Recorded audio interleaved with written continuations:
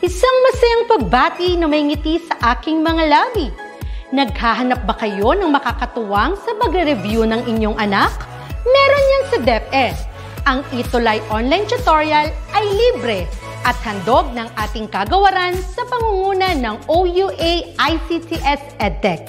Ito ay isang proyektong makatutulong sa mga mag-aaral, katuwang ang mga magulang o kasama sa kani-kanilang tahanan para masagutan at maunawaan ang mga modules. Hangad din ng programang Itulay ang matulungan ang ating mga guro sa kanilang mga blended learning classes. Ang ating Itulay ay mula kinder hanggang senior high school.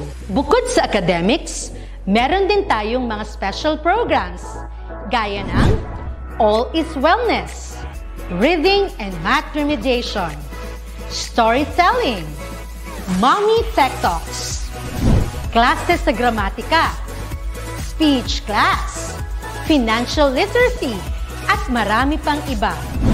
Pinalawig din ng Itulay ang ating Alive program para sa mga mag-aaral mula grade 1 hanggang grade 3. Gayun din ay mayroon tayong ALS program at SPED tutorials na makasisigurong makakamit ng lahat ang inclusive education. May SPED hotline na rin para sa inyong mga katanungan patungkol sa special education.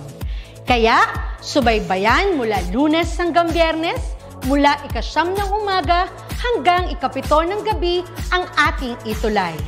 Sa ating pagtutulungan, maiaangat natin ang bawat isa. Ating itutulay ang pagkatuto upang di mapigil ang pag-aaral ng kabataang Pilipino. Itulay natin ito, sulong edukalidad.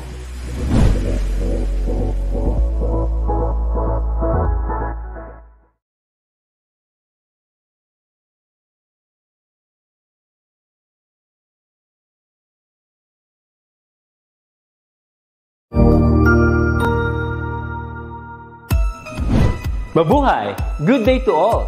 I am your tutor Madge. Welcome to Itulay, a free online tutorial, an initiative of the Department of Education, Information and Communications Technology Service, Educational Technology Unit, ICTS EdTech. This program is aimed at helping and assisting learners from kindergarten, senior high school, ALS, Alive and SPED learners. Aside from answering the modules, the Itulay is offering programs which you will surely look forward to. Together with our parents and teachers, the Itulay will bridge the gaps where difficulty and ease meet in learning new knowledge and skills. So, let us prepare our modules, pen and paper. Ready your mind to see and hear worthwhile and interesting lessons. Let us now study and learn, together with our volunteer online tutors. Tara na!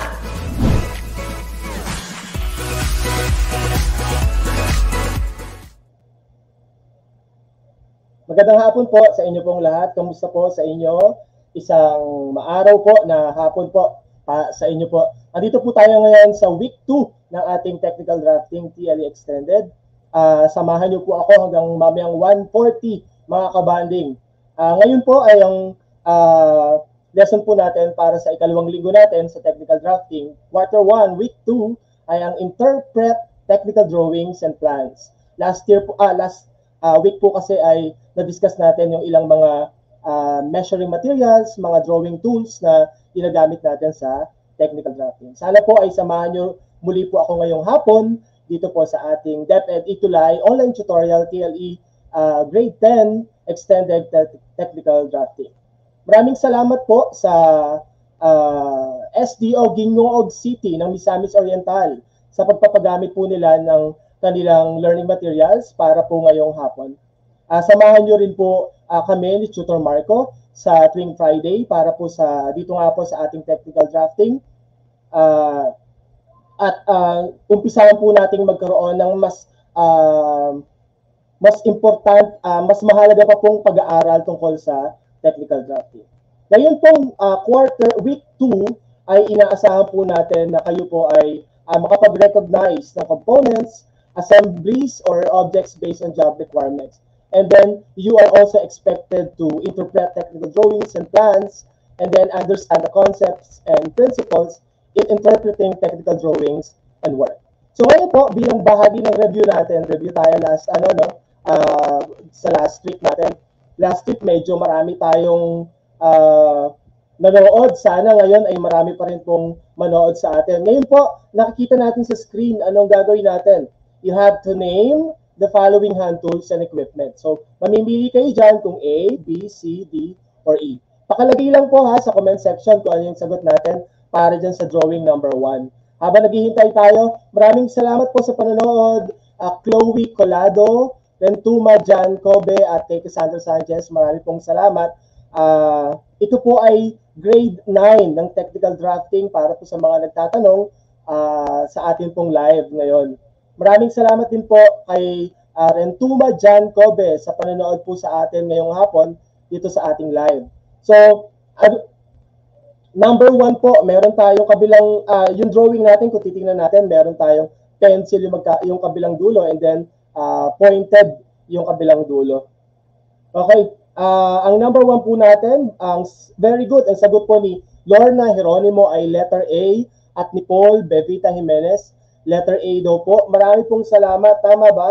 Okay, tama, letter A. Para naman sa number 2, ano kaya itong number 2 natin? Na hand tool and equipment. Identify na po natin. Lagay po natin sa comment section para po sa mga kasama nating mga kabanding natin ngayong hapon sa technical drafting.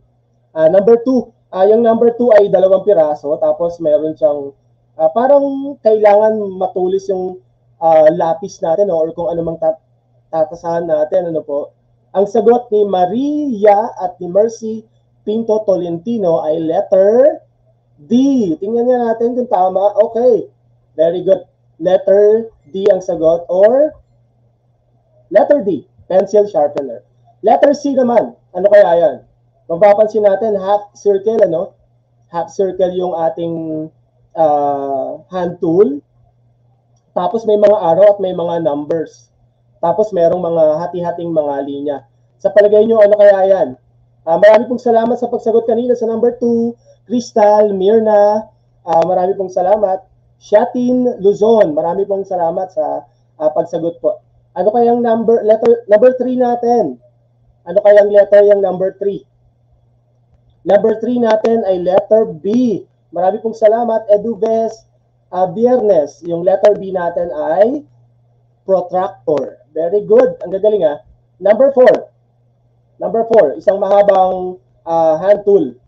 Maraming pong salamat, Paul Jimenez, sa pagsagot sa number 3.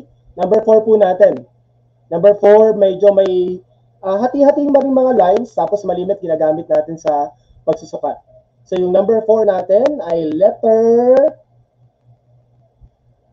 C, ruler. Very good. Thank you, Maria. Letter C. Number 5. Number 5 po. Number 5, medyo maliit pero meron siyang para made of rubber. Malimit, ginagamit natin yan kapag medyo nagkamali tayo. No? Sana lahat nagkakamali. Yan na lang ang sagot, no? Joke lang. Number 5 ay letter, tingnan natin, letter E, eraser. Marami pong salamat, Edu Vies at D. Maria and Marianeda. Marami pong salamat sa panonood. Ngayon naman po, dahil medyo kilala na natin yung ilang mga hand tools, mga equipment na ginagamit sa technical drafting. Thank you, Crystal. Ngayon, medyo may ipapakita ko sa inyong mga symbols. Sana i-identify natin. Okay. Yung number 1 symbol nga po, pangalanan nga po natin. So may nakikita tayo dyang silhouette na isang matanda saka isang bata. Malimit, nakikita natin yan sa daan, yung mga ipinapakita kong mga signs. Pangalanan nga po natin kung ano nga po yung number 1. Sulat po natin sa lagay po natin sa comment section yung sagot natin para sa number 1. Kung alam na rin po natin yung sagot natin sa number 2, pwede naman po natin ilagay din sa number 2. Yung number 3, 4, and 5. Okay? Marami pong salamat. Hintay po tayo Maraming salamat din po sa mga patuloy na nagsasagot dun sa activities na sa review natin kanina. Okay, marami pong salamat. Ngayon po, mula sa module ng Gingaud City, Activity 5, katulad na banggit ko kanina, tingnan nga po natin kung ano po yung pangalan ng signs na yon. Yung number 1, sabi ni Maria Nerda Vital ay pedestrian daw. Tama naman po, ano po, nasa pedestrian sila. Pero ano bang ibig sabihin ng symbol na yan dahil sila ay nasa pedestrian? So kung makikita natin may bag silang pareho, yung matanda at saka yung bata. And then kung mapapansin din natin parang tinutulungan ng maedad yung batang tumatawid. So yung number 1, sabi ni Maria Nerda at ni Nino ay pedestrian. So pwede siyang pedestrian, tatanggapin natin siya, pero mas applicable kung gagawin natin siyang school crossing. Ano po? Kasi merong maedad, ginaguide yung bata, although silhouette, pero meron silang mga pwedeng, may nakikita tayong mga sign na yun ay isang school crossing. Yung number 2 naman, palagay number 2, sabi ni Randy Gario, yung number 2 daw ay open sa bicycle. Open sa bicycle. Kulay na dyan, yung circle natin, yung ilang circle. Kulay red. Kulay red po yung circle natin. And number 2, no cycling. Kasi kulay red.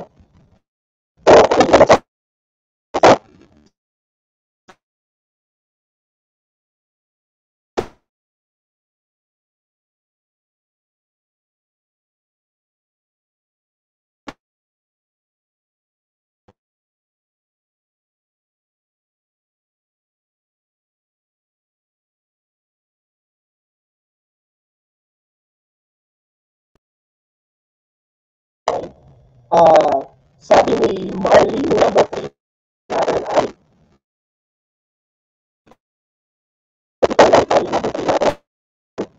number 4.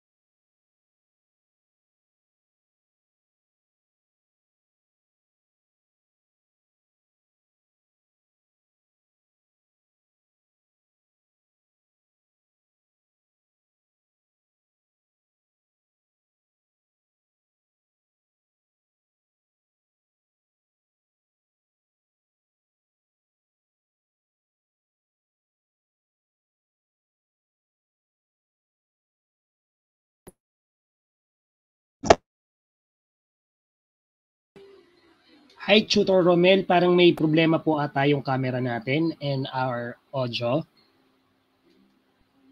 Pasensya na po. Maraming po salamat. Nakamute din po tayo, sir.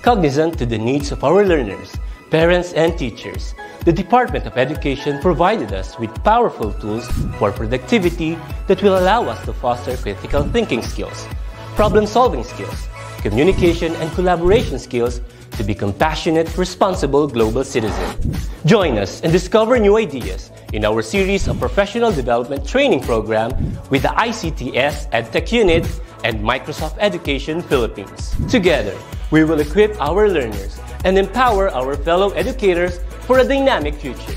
Para sa bata, para sa bayan, at para sa guro. Sulong Edukalidad.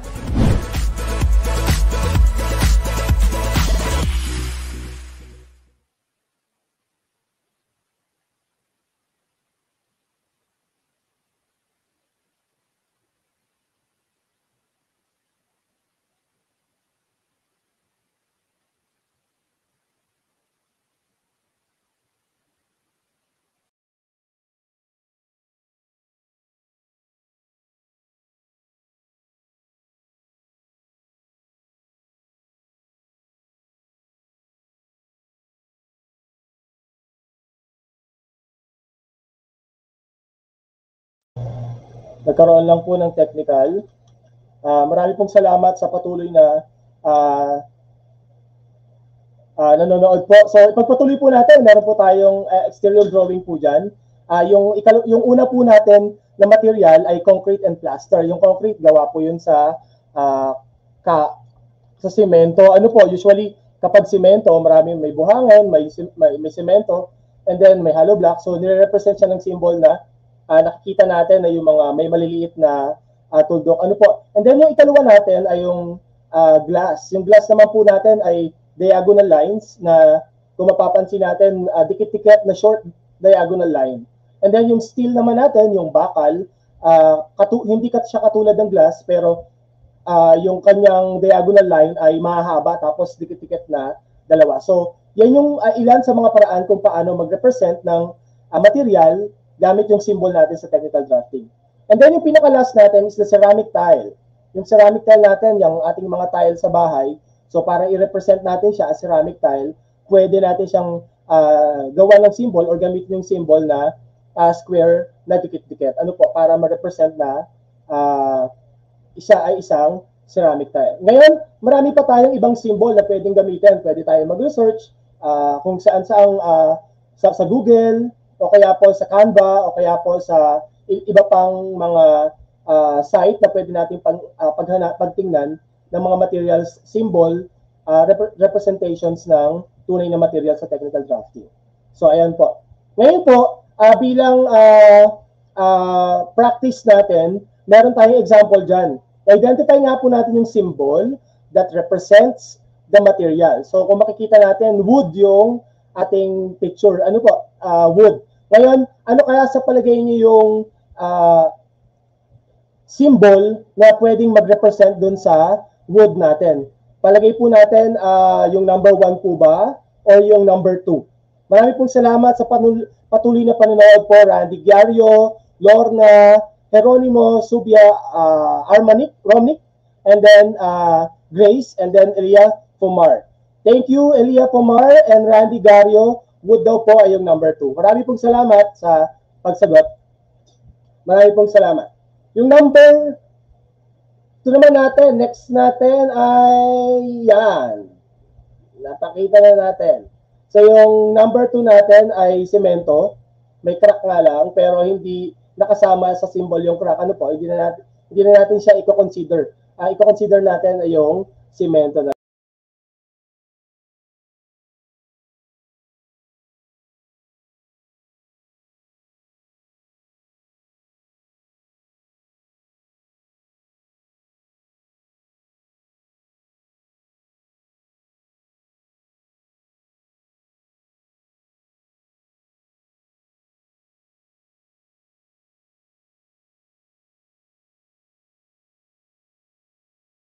Natin na yung halimbawa natin ay yung pintuan. So may dalawa tayong symbol. Yung isang symbol ay para sa elevation, yung una naman ay para sa plan or yung tinatawag natin sa top view.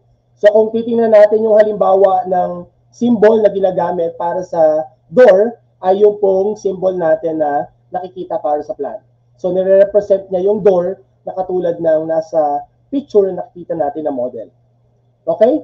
Yung number 2 naman natin ay yung double hang windows. So ilan lang po ito ha sa mga symbol na pwede nating pag-aralan.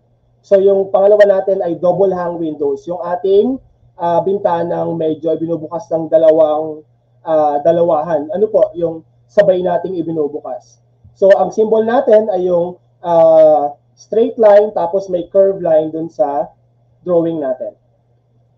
And then yung next naman natin ay yung ating sliding doors. So paano ba natin i-represent sa drawing yung sliding doors natin? So mapapansin natin, meron tayong dalawang horizontal line na maliit tapos magkadikit yung magkabilang dulo nila. Ano po, na parang magkahugpong. Marami pong salamat, Elia Fumar. Maraming salamat po sa pagsagot. At Noel de la Sena, marami pong salamat. Marami pa rin po tayong symbol na pwedeng gamitin katulad ng sa sofa, tapos yung ating dining table. So marami pong pwedeng paggamitan at marami pong pwedeng gawin na symbol para sa iba't ibang klase ng furnitures natin. Marami pong salamat kay Shasha Arsiga, watching from Villafugu Integrated School ng Isabela. Marami pong salamat. And then meron pa rin po tayong symbol para sa mga higaan, yung mga ating mga beds, ano po, pwedeng may single, may double, may queen, pwede natin siyang lagyan ng symbol. And then mapapansin pa rin natin sa ating presentation ay yung ating symbol pa rin nga po para sa architectural drawing. So maraming iba't ibang klase ng pintuan o kaya naman ay maraming iba't ibang klase ng bintanang symbol na pwede nating gamitin. Katulad ng nakikita po natin sa ating slides. Ngayon po, meron tayong isang example. Makikita natin dyan yung television set. Sa palagay nyo, ano kaya yung symbol na best represents the material? Okay, yung 1 ba or yung 2? Lagay po tayo sa comment section. 1 or 2 ba para sa television? So, ang sagot natin, para sa ating unang picture ay ang number 1, television. Okay? Kasi yung number 2, yun ay symbol para sa closet. So makikita natin may maliliit doon. Ang tawag po doon ay yung mga hanger. Ano po? Thank you po, Dayan Galamgam. Bernie Bangat, maraming pong salamat sa pagsagot. Ang sagot natin ay number 1. Para sa next naman po natin, ano kaya yan? So may unan, okay? May unan po tayo. Ano kaya sa palagay niyo yung best symbol na pwedeng gamitin natin sa mga unan? So, patong-patong na unan. Ano po? Okay, number 1 ba or number 2? Number 1 daw. Sabi ni Anthony Pasage at ni Shasha Arsiga, marami pong salamat. Number 1, kasi yung number 2 ay closet. Gaya ng napansin natin kanina. Marami pong salamat sa mga nagko-comment. Aaron, Chester, Celestino, Bernie Bongat, maraming pong salamat. At maraming salamat din po sa mga kaibigan kong sumusuporta. Angelo, tsaka Ma'am May, maraming salamat po. Ingat po kayo dyan. Ingatan nyo rin po kami. Okay, para naman po dito sa ating susunod na slide, may nakikita kayo dyang image. Ano pong gagawin nyo? Bilang activity natin or assignment, magbibigay ako ng assignment. Bilang assignment natin, pwede po bang i-drawing nyo sa papel yung ating nasa slide ngayon?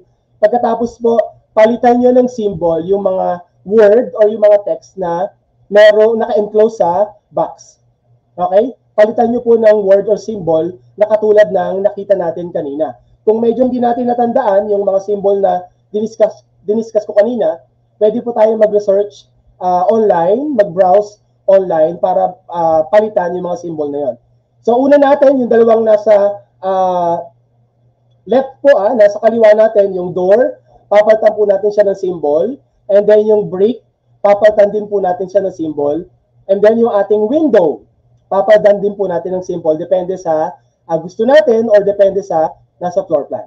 Okay, ulitin po natin isulat po, i-drawing nyo po sa papel, tapos picturean nyo po, and then i-post nyo po sa DepEd Itulay FB group. Abangan ko po yan, pakitag nyo po ako, and then gamitin po natin yung mga hashtag na nakita natin sa slide. And then, gawin pa rin po natin yung ating activity number 4 para po dun sa window, and then yung window din, lagyan natin ng symbol. Sir, paano ba yung paglalagay ng symbol na yun? So, pwede po na yung symbol ng window ay magkaiba depende sa gusto nating ilagay dun sa bahay na ipapagawa natin. Okay, pwedeng isang bukasan lang or katulad ng double lang na ginagawa natin, pwedeng sliding window, pwede natin pong ilagay. Huwag po kalimutan ulit sagutan po natin yung activity 4, yung pong slide natin, and then i-upload po natin sa DepEd Itulay FB group, and then paki-tag nyo lang din po kami, and then use the following hashtags, hashtag Itulay Level Up, TLE Grade 9, Technical Drafting, Tutor Romel, DepEd Tech Unit, and then Sulong Edukalidad, DepEd TV. Maraming pong salamat. Sir Romel, may FB page po ba kayo? Yes po, meron po akong FB page, Sir Elijah Pomar. Pakihanap lang po yung Tutor Romel na FB page. Maraming pong salamat kay Gian Herbacio mula po sa Pugu Integrated School ng Isabela. Maraming pong salamat. Maraming salamat din po kay Jillian Kabasag. Nanonood din po sila. Bilang pagtatapos po natin sa technical drafting po na katulad ng diniscuss natin kanina, meron po tayo mga standardized symbols. Pag sinabing standardized, ito yung mga symbol na hindi natin kailangang baguhin kasi it is standard, obviously. So para saan ba yung mga standardized symbols? These symbols represent objects, katulad ng diniscuss natin kanina. And then it also help in depicting certain equipment or instruments, katulad nga ng mga kama, ng closet, ng television. So may mga specific and standard symbols na ginagamit tayo sa technical drafting. Maraming salamat po sa mga nanonood pa rin. Ako po si Tutor Romel mula po sa bayan ng mga Laan at magagandang Binibini, Pagsanan, na nagsasabing sipagan po natin para sa ating pangarap. Kung medyo nahihirapan ka, tutulungan kita. Maraming tutulong sa'yo. Ikaw at ako, teamwork tayo para always panalo. Samahan niyo pa rin po kami ni Tutor Marco sa susunod po nating mga lakbay pa, mga kabanding para sa ating technical drafting. Magkita-kita po tayong muli sa susunod na Biyernes, 1:00 hanggang 1:40 ng hapon para sa panibagong kaalaman sa Grade 10 TLE Extended Technical Drafting. Mapapanood sa DepEd EdTech Unit, FB Group, DepEd Itulay FB Group, DepEd Itulay FB page at DepEd YouTube channel. Para po sa inyong mga feedback, paki-type lang po yung ating link para sa ating Google Form, Itulay feedback form, o kaya naman po ay picture lang po natin yung ating QR code para dumiretso na po tayo dun sa form. And then mahalaga po ang inyong feedback para sa amin, para sa mga ikaka-improve pa, ikakabuti pa ng ating Itulay online tutorial. And then, para po sa inyong mga comments, suggestions, email us at edtech@deped.gov.ph. Marami pong salamat. At sa susunod po, abangan po natin ang susunod si Tutor Christian and Tutor Shorlan para po sa front office services. Maraming pong salamat.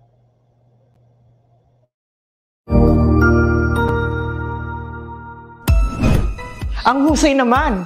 Natapos mo ang iyong tutorial session kasama ang iyong mahusay na Itulay Tutor. May bago ka bang natutuhan? I-share na yan gamit ang hashtag #ItulayLevelUp. Huwag aalis ha, dahil may susunod pang programa na pwede mo ring panoorin at salihan. Dahil naghihintay na ang iyong mga tutors. Happy learning dito sa Itulay!